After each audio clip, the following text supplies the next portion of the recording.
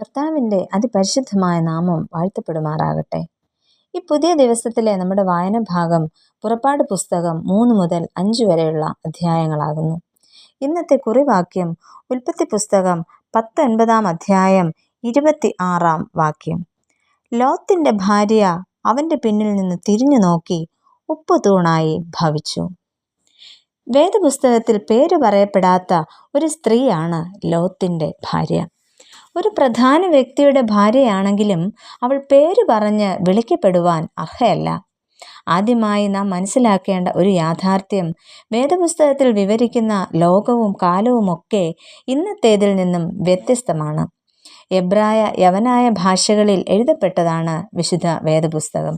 അതിനാൽ സംഗതമായ രീതിയിൽ നമ്മുടെ കാലഘട്ടത്തിന് അനുയോജ്യമായ രീതിയിൽ വേണം അത് മനസ്സിലാക്കുവാൻ.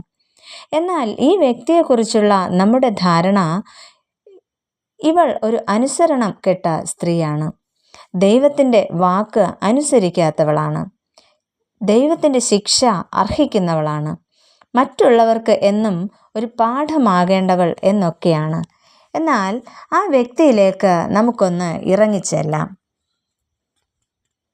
ഒന്നാമതായി, ഭർത്താവിനോട് തികച്ചും വിധേയയായ സ്ത്രീ. ലോത്ത് പറയുന്നതെല്ലാം അതേപടി അനുസരിക്കുന്ന ഒരു വ്യക്തിയായിട്ടാണ് നമുക്ക് ലോത്തിൻ്റെ ഭാര്യയെ കാണുവാൻ കഴിയുന്നത്. ശബ്ദരഹിതയായി ലോത്തിനെ പിന്തുടരുന്നതായി ഈ അധ്യായത്തിൽ, അതായത് ഉൽപ്പത്തി പുസ്തകം 19 അധ്യായത്തിൽ കാണുന്നു. 2 ദൂതന്മാരെ ലോത്ത് തൻ്റെ ഭവനത്തിലേക്ക് നിർബന്ധിച്ച് ക്ഷണിക്കുന്നു.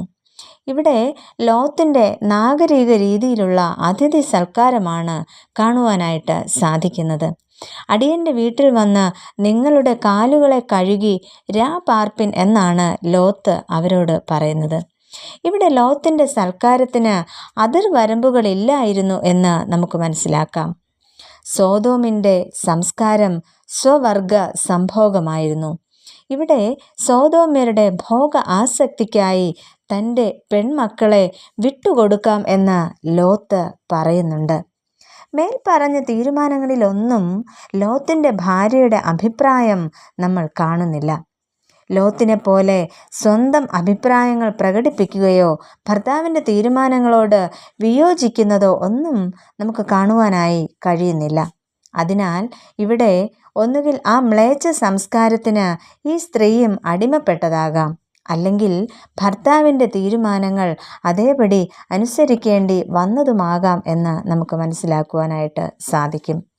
രണ്ടാമതായിട്ട്, ലോത്തിൻ്റെ ഭാര്യ എന്നും ഓർക്കപ്പെടേണ്ടവൾ. അനുഗ്രഹീതനായ അബ്രഹാമിൻ്റെയും സാറായുടെയും ജീവിതത്തിൽ നിന്നും തികച്ചും വ്യത്യസ്തരാണ് ലോത്തും കുടുംബവും. ലോത്ത് സോതോമുമായി ബന്ധപ്പെട്ടതുമൂലം തൻ്റെ കുടുംബത്തിന് ലഭിച്ച കൊച്ചുമക്കളാണ് അമ്മോനും മോവാബും. മോവാബ് പിതാവിൽ നിന്ന് വരുന്നവൻ, അമ്മോൻ ചാർച്ചക്കാരോട് ബന്ധമുള്ളവൻ എന്നാണ് ഈ 2 പേരിൻ്റെയും അർത്ഥങ്ങൾ. ഇവർ ഇരുവരും ലോത്തിൻ്റെ പുത്രിമാരുടെ തെറ്റായ ജീവിത രീതിയിൽ ഉണ്ടായ മക്കളാണ്. ഭർത്താവിനെയും മക്കളെയും തിരുത്തുവാനും കുടുംബത്തിൻ്റെ കെട്ടുറപ്പിനായി യഹോവയോട് അപേക്ഷിക്കുകയും ചെയ്യേണ്ട മാതാവ് ഇന്ന് മറ്റുള്ളവർ എന്നും ഓർക്കപ്പെടേണ്ടവളായി ഉപ്പുതൂണായി മാറുന്നു. വേദപുസ്തകത്തിൽ ഉപ്പ് വിശുദ്ധമാണ്, പാവനമാണ്, രോഗശാന്തിക്ക് ഉതകുന്നതാണ്, ഉടമ്പടിക്ക് ആവശ്യമാണ്, ഇതൊരു അനുഗ്രഹമാണ്, ആരാധനയ്ക്ക് ഉപയോഗിക്കുന്നതാണ്, നിങ്ങൾ ഭൂമിയുടെ ഉപ്പാകണം എന്ന് യേശു കർത്താവ് പറയുന്നുമുണ്ട്. ഇങ്ങനെ ഉപ്പിൻ്റെ ഉപയോഗം വളരെ വലുതാണ്.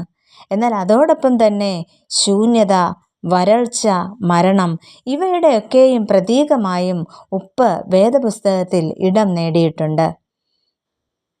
എന്നാൽ മനുഷ്യപുത്രൻ്റെ വരവിൽ മനുഷ്യർ നേരിടാനിരിക്കുന്ന ഭാവിയിലെ പ്രയാസമേറിയ സമയങ്ങളെക്കുറിച്ച് യേശു തൻ്റെ ശിഷ്യന്മാർക്ക് നൽകുന്ന മുന്നറിയിപ്പിൻ്റെ പശ്ചാത്തലത്തിലാണ് ലോത്തിൻ്റെ ഭാര്യയെ ഓർത്തുകൊള്ളുവിൻ എന്ന് പറഞ്ഞിരിക്കുന്നത്. ആ സമയത്ത് പതറരുത് എന്ന ഒരു മുന്നറിയിപ്പും അതിലൂടെ യേശു കർത്താവ് നൽകുന്നതായിട്ട് നമുക്ക് മനസ്സിലാക്കുവാനായിട്ട് കഴിയും. അങ്ങനെയെങ്കിൽ തിന്മയ്ക്കെതിരെ ശബ്ദമുയർത്തുവാനും കർത്താവിൻ്റെ വരവിനു വേണ്ടി സജ്ജരാകുവാനും നമുക്ക് ശ്രമിക്കാം.